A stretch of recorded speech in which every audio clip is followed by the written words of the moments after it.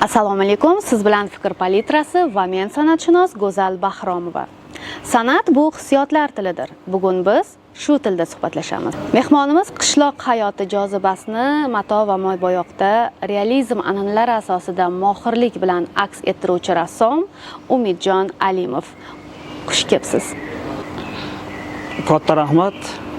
Taklif qilganingiz uchun va tashrif buyurganingiz uchun minnatdorchiligimni bildiraman. O'zbekiston Badiiy akademiyasi huzuridagi rassomlik mahorat ustaxonasi stajyor tadqiqotchisi, O'zbekiston badiiy ijodkorlar uyushmasi a'zosi Umidjon Alimov 1981-yilda Andijon viloyati Izboskan tumani Botirobod qishlog'ida tavallud topgan.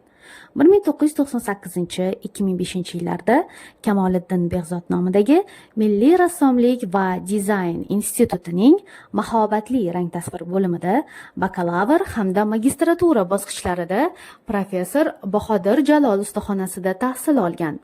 2005-yildan mazkur institutda o'zining pedagogik faoliyatini ustoziga assistentlik lavozimidan boshlab, talabalarga chizma tasvir, rang tasvir va kompozitsiya fanlaridan dars bergan. 2024-yildan O'zbekiston Badiiy akademiyasi huzuridagi rassomlik mahorat ustaxonasi Oliy rassomlik kursida O'zbekiston xalq rassomi akademik professor Akmalnur ilmiy rahbarligida stajyor tadqiqotchilik faoliyatini olib bormoqda. Umidjon Alimov asarlari qishloq hayoti, undagi soflik, beg'uborlik va bolalik xotiralari bilan bog'liq. Tadqiqotchilik faoliyati davrida ko'rgazma va tanlovlarda faol ishtirok etib, ijodini namoyish etib kelmoqda. Jumladan 2024-yilning aprel oyida Xalqaro tasviriy va amaliy san'at festivali doirasida Toshkent fotosuratlar uyida o'zining Qishloq anatomiyasi nomli shaxsiy ko'rgazmasini namoyish qilib, 2024-yil festival topilmasi nominatsiyasi diplomi bilan taqdirlandi. Mana shu kichkinagina guldastam bor. Agar ruxsat bersanglar, bugun men onamga gul berishga o'zimni haqli deb bilaman va shu gulni onam bugun olishga haqli deb bilaman.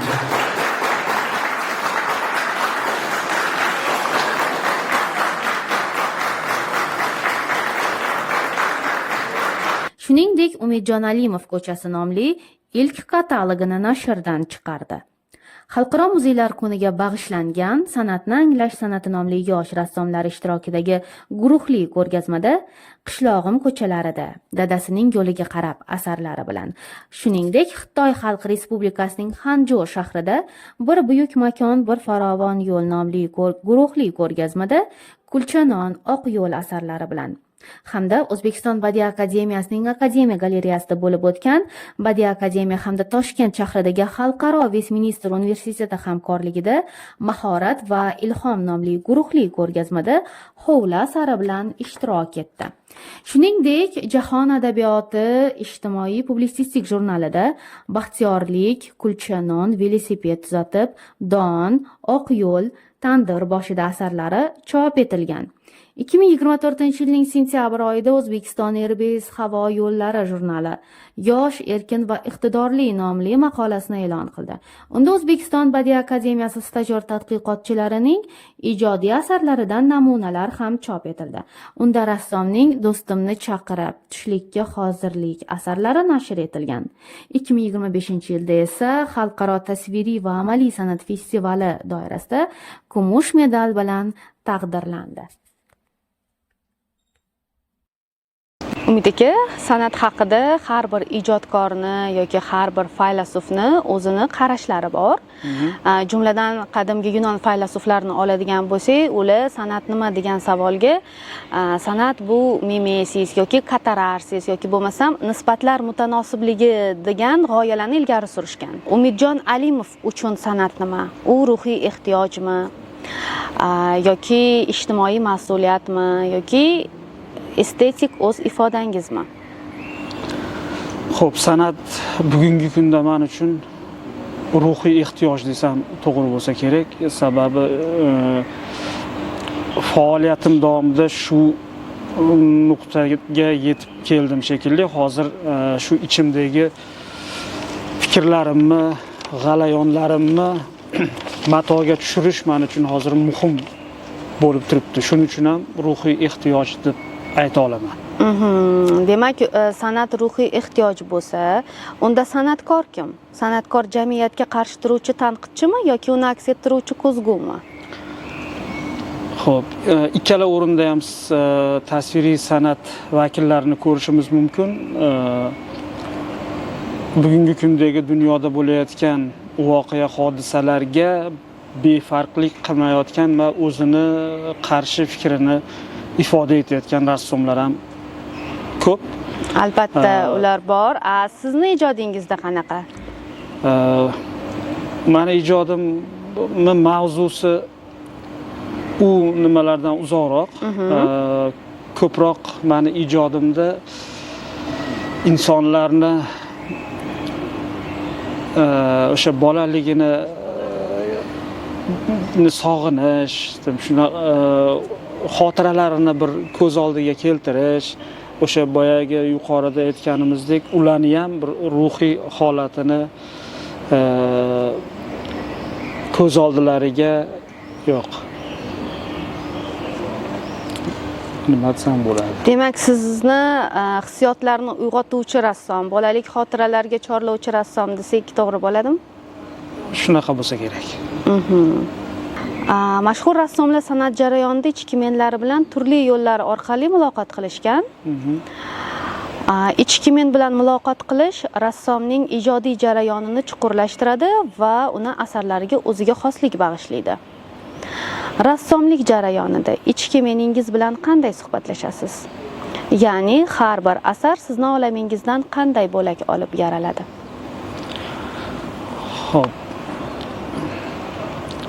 Asarlarimni nima uchun aynan qishloq hayoti bilan bog'liqligi, nima uchun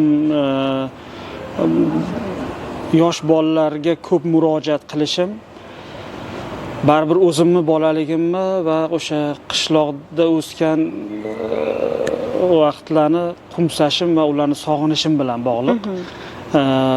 Bolaligim qishloqda, shu Andijon viloyati Izboskan tumanida, Botirobod qishlog'ida, ko'chalarida o'tgan. Hozirgi kunda Toshkentda yashab ijod qilaman. Oilam ham Andijonda yashaydi. Ularni sog'inganimdan ham men shu mavzuga o'zim kirib qolganman. Sababi meni holatim, menda kechayotgan jarayonlar, ichki kechinmalarim shu matoga chiqib kelgan.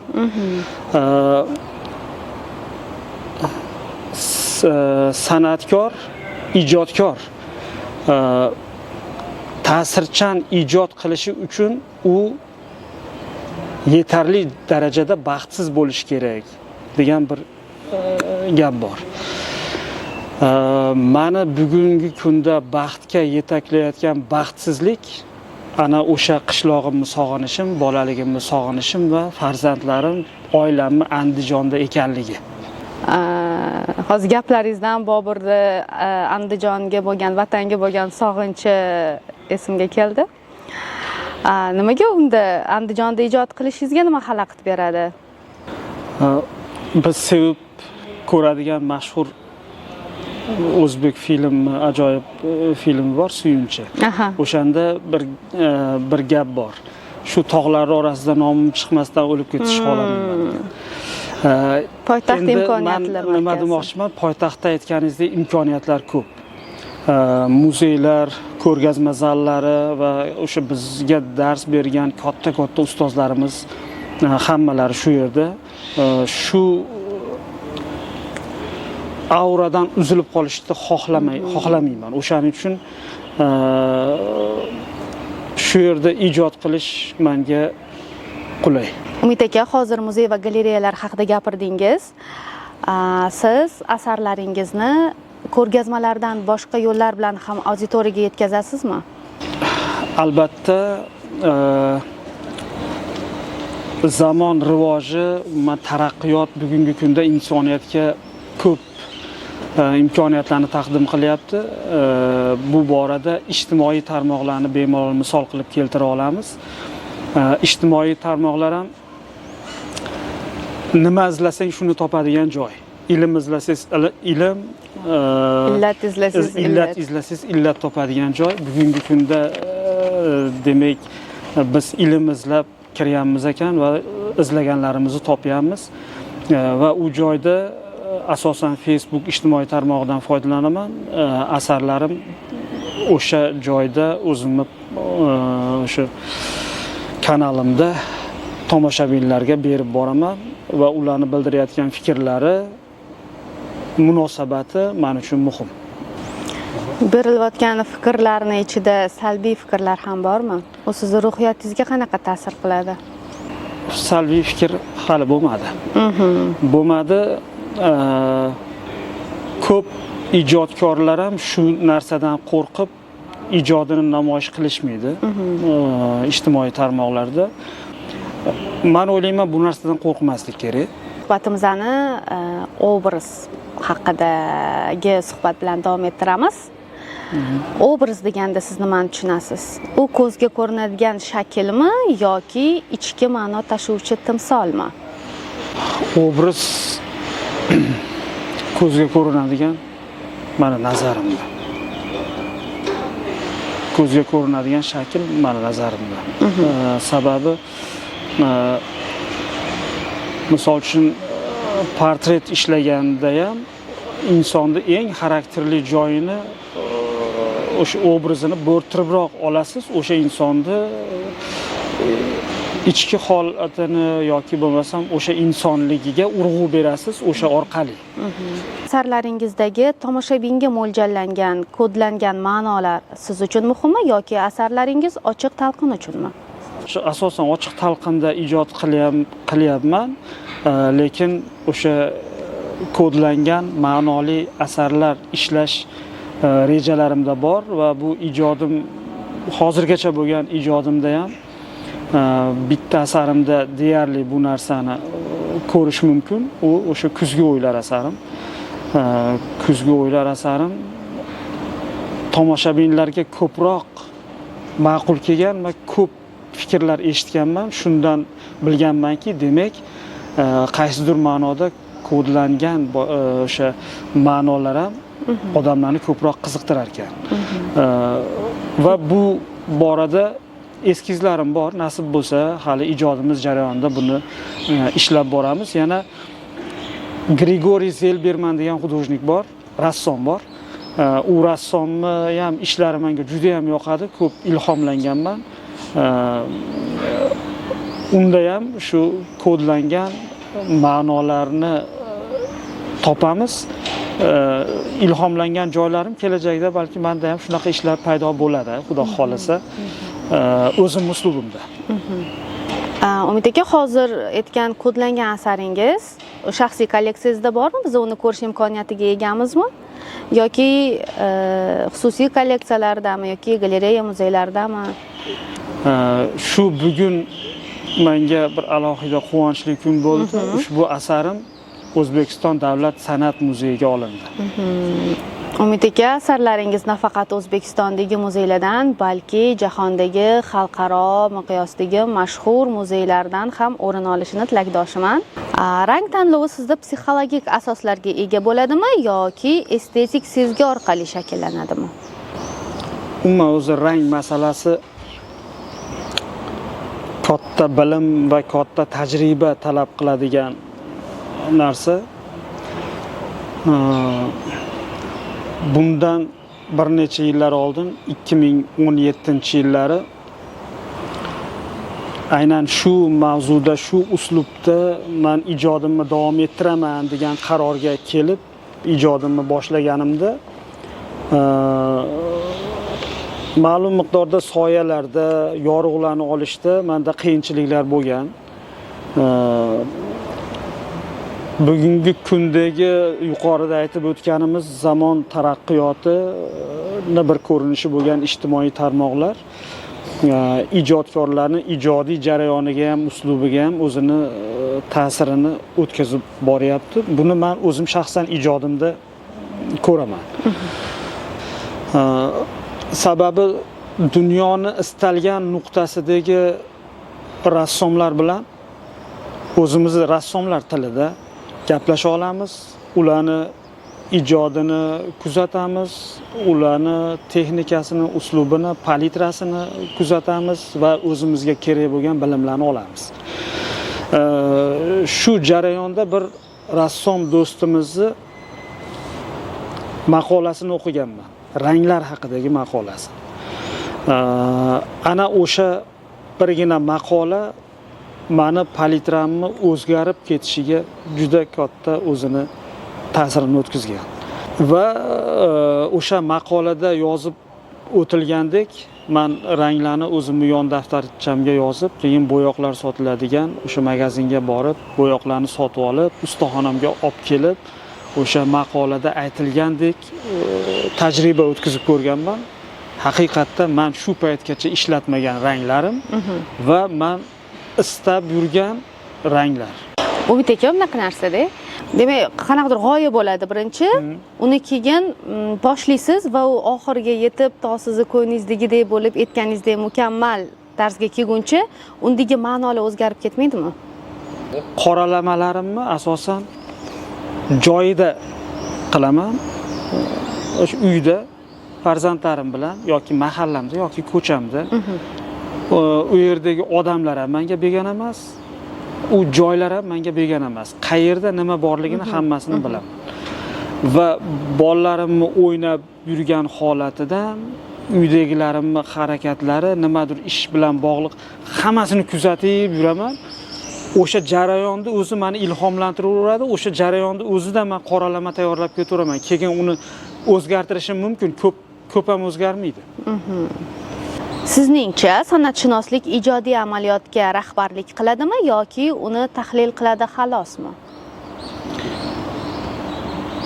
Tahlil qiladi desak to'g'riroq bo'lsa kerak.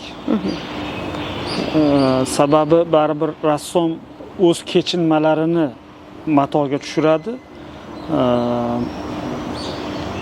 Lekin baribir rassom uchun san'atshunos bilan ishlash muhim va kerak. Buni men o'zim ijodimdan bilaman. Ijodim davomida mana ko'rgazmada men san'atshunos, hozirgi kunda tajribali san'atshunoslik yo'nalishida katta ishlar qilayotgan dotsent, professor bo'lsa kerak hozir. Professor Kamol opa Nishonovani misol keltira olaman. U insonni berayotgan fikrlari, umuman rassomga bo'lgan munosabati, uni asarlariga bo'lgan munosabati menga juda ham ma'qul kelgan va ko'rgazmani kuratorligini men ishonib topshira olganman va o'zim kutgandan ham a'lo natijani ko'rganman. Shuning uchun shu xulosaga kelganman. Demak, rassomni san'atshunos bilan ishlashi bu juda ham keraklik holat. Rahmat javobingiz uchun. Keling endi san'at bozori haqida suhbatlashaylik. Shundan gapiring. Bu mavzu menga ham juda ham yaqin, chunki men ham ilmiy ishim mavzusi bo'lgani uchun rassomning fikri menga muhim. Savolim shunaqaki, zamonaviy san'at bozorida o'z o'rnini topish rassomdan qanday fazilatlarni talab qiladi? Birinchi o'rinda rassom o'zi uchun ijod qilish kerak. Qarang, bundan bir necha yillar oldin, yana ozgina orqaga qaytishga to'g'ri keladi. O'sha tirikchilik uchun qilgan ishlarim bor. Ularni men sotaman deb ijtimoiy tarmoqlarga qo'yib yurganman. Ma'lum bir ozginagina odamlarga yoqqan. Va men o'zimni ijodimni boshlab, men o'zimni holatimni aks ettirishni boshlab, o'zim uchun ijod qilishni boshlab, u ishlarimni qo'yganimda munosabat umuman boshqacha bo'lgan. O'sha ishlarimni sotib olmoqchi bo'lgan odamlar ham ko'p murojaat qilgan menga. Sotish uchun qilgan ishlarimga murojaat qilinmagan. O'zim uchun qilgan ishlarim uchun sotib olmoqchi bo'lganlar murojaat qilgan. Demak, baribir odam o'zini yuragini, ijodkor baribir o'zini his tuyg'ularini, o'zini dardini namoyish qiladi. Shunaqa his tuyg'usi bor odam va shunaqa dardni kechirayotgan odam o'sha ijod mahsuliga muxlis bo'ladi. Va o'sha bir san'atkorning gapi bor, ijodkorni eng bir noqulay tomoni ijod uni holatini sotadi odamlarga. Uni ruhiyatini, kechinmalarini, dardini odamlarga oshkor qiladi. Uni ijodkorni sotadi. Va odamlar o'sha kechinmalar o'zlarida bo'lgani uchun unga muxlislik qiladi. O'shaning uchun ham rassom ham o'zini dardini kuylash kerak. Menimcha shunda asarlari ham yaxshi sotilsa kerak. O'zbekiston san'at bozori bugun qanaqa bosqichda? Qaysi bosqichda? Asosiy muammolari va imkoniyatlarini rassom sifatida siz nimalarda ko'rasiz? Umuman san'at bozori O'zbekistonda bormi? San'at bozori O'zbekistonda, tasviriy san'at bozori O'zbekistonda yo'q deya olmayman, bor. Bu rivojlanish bosqichida desam to'g'ri bo'ladi.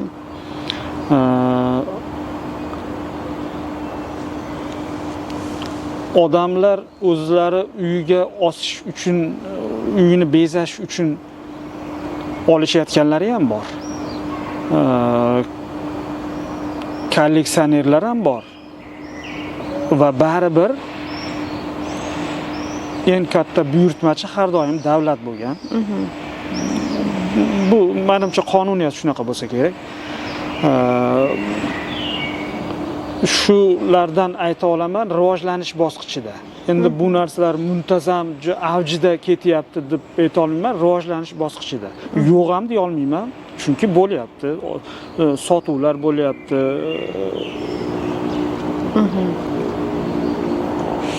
Asarlaringizni xalqaro ko'rgazmalarda namoyish etganmisiz? Agar namoyish qilgan bo'lsangiz, undan qanaqa tajribalar oldingiz? Xitoy Xalq Respublikasida Bir makon, bir yo'l nomli katta ko'rgazmada qatnashdim va ikkita asarim bilan qatnashdim. Ikkita asarim Xitoyda o'zini joyini topdi, shu qaytib kelmadi, shu ishlarim o'sha yerda sotilib ketdi. Demak, ishlarimiz, ijodimiz boshqa davlatlarda ham qadrlanayotgani va o'zini muxlisini topa olayotgani bizni har doim xursand qiladi. Shu o'rinda yana bir savol tug'iladi. Asarlaringiz qiymatini belgilashda qaysi mezonlarga asoslanasiz? Asarlarimga narx belgilashda ham o'sha ustozlar, iqtisodchi ustozlar aytgandek, mazza qilib yashash uchun yetadigan darajada narx belgilayman. Va albatta u asosli bo'lish kerak. Mehnatim va bilimim o'sha qiymatni oqlash kerak. Bu tomondagi mas'uliyat ham bor. Ekologiya bugungi kunda dolzarb muammolardan biri. Sizning asarlaringizda shu ekologiya mavzusidagi yoki bo'lmasam ekologik tafakkur va ijtimoiy mas'uliyatni aks ettiruvchi asarlar o'rin olganmi? Albatta bor. Aytib o'tganingizdek, bugungi kunda ekologiya mavzusi, umuman ekologiyaga bo'lgan rassomlarni munosabatlari, ularni ijodlarida ko'rishimiz mumkin. Hozirgi kunda menda ham shu mavzuga xos bo'lgan bir asar ustida ishlayapman. Bu ekologiya bilan bog'liq tomonlari bor. Ko'rgazmalarda albatta buni tomoshabinlarga havola qilamiz. Yana bir narsani aytib o'tib ketaman. Yuqoridagi suhbatlarimizda bir narsani aytdik. Rassomni san'atshunos bilan bo'lgan munosabati juda ham muhim va kerak. Aynan mana shu g'oyani tug'ilishida, mana shu ish jarayonida san'atshunos Kamola Nishonovani o'rnlari alohida men aytib o'taman. birgalikda shu ishni qilyapmiz, ham mualliflikda. Va bundan tashqari yana bir nechta proyektlarimiz bor. Bular ham hammasi jarayonda hozir. O'ylaymanki, o'sha san'atshunos bilan rassomni birgalikdagi ijodi demak tomoshabinlarda ham yaxshi bir taassurot qoldiradi degan umiddaman. Rahmat. Iqtidorli inson nafaqat bitta sohada, balki boshqa san'atda, boshqa yo'nalishlarda ham iqtidorli bo'ladi odatda. Sizni iqtidoringizni yana qaysi san'at turlarida ko'rishimiz mumkin? Har bir insonni bolaligida tasviriy san'atga bo'lgan qiziqishi yuqori bo'ladi yoki musiqaga qiziqishi. Menda ham shu jarayonlar bo'lib o'tgan. Ayniqsa o'sha tasviriy san'at maktabida o'qiyotganimda meni ko'proq yaxshi rasm chizadigan o'quvchi emas, yaxshi qo'shiq aytadigan o'quvchi sifatida maktabimiz o'quvchilari yaxshi bilishardi va o'sha tadbirlarda ko'p ishtirok etardim. Endi musiqa meni umuman hozirgi kungacha o'zi hayotimda, ijodimda alohida katta o'rni bor deb bemalol ayta olaman. Bu bilan bog'liq bo'lgan yoshlikdagi ajoyib voqealar, hangomalar ham bo'lgan. Umuman o'zi klassik qo'shiqlar va lirik qo'shiqlarni men o'zim juda ham sevib tinglayman. Joyi kelganda o'zim maza qilib, xirgoyi ham qilaman. O'sha baqirib ustaxonamda xumorimdan ham chiqaman. O'zbekiston Badiiy akademiyasi tomonidan tashkil etilgan ijodiy ustaxonalar, ya'ni oliy rassomlik kurslari haqida fikringiz qanaqa? Har bir yosh rassom uchun, shakllanib kelayotgan yosh rassom uchun uni ijodda o'zini so'zini ayta olishi, o'zini so'ziga ega bo'lishi, o'zini rangini topa olishi juda ham muhim jarayon. Bu jarayonda O'zbekiston Badiiy akademiyasining mana shu oliy stajyorlik kursi alohida o'rin tutadi va bu mana shu o'sib kelayotgan, shakllanayotgan ijodkorlarga juda ham katta o'zini yordamini beryapti deb ayta olaman. Sababi shu 2 yil davomida ular erkin bu yerda ijod qilishadi va shu davlatimiz tomonidan har oy ma'lum bir miqdorda ular moddiy mablag' bilan ta'minlanadi. Bu esa ularni boshqa bir tirikchilik ishlari bilan chalg'imasliklarini ta'minlaydi deb ayta olaman. Bu juda ham muhim jarayon. Shuning uchun ham bugun mana shu joyda shu ertalabdan to kechgacha biz ijod bilan shug'ullanyapmiz. Bu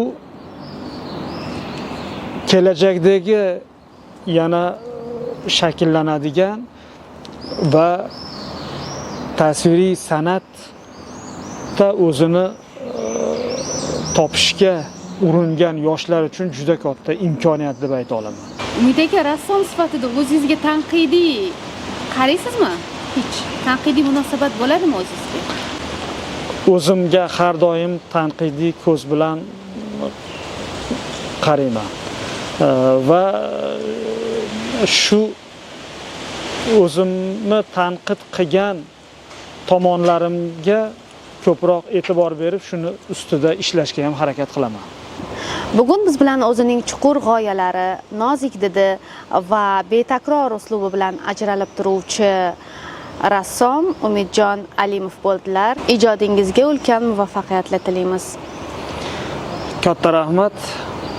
Go'zalga go'zal savollar uchun o'z minnatdorchiligimni bildiraman. Bugungi suhbatda savollarga alohida e'tibor berdim. Baribir san'atshunos tushungan odamning savollarini, sifatini, darajasi boshqacha bo'lar ekan. Odatiy holdagi jurnalistlarning savolidan savollaringiz farq qiladi. Kattakon rahmat e'tirof uchun. Sog' bo'ling, salomat bo'ling. Yana siz bilan albatta kelajakda suhbat qilamiz, intervyular olamiz degan umiddaman. Rahmat. Sog' bo'ling. Katta rahmat.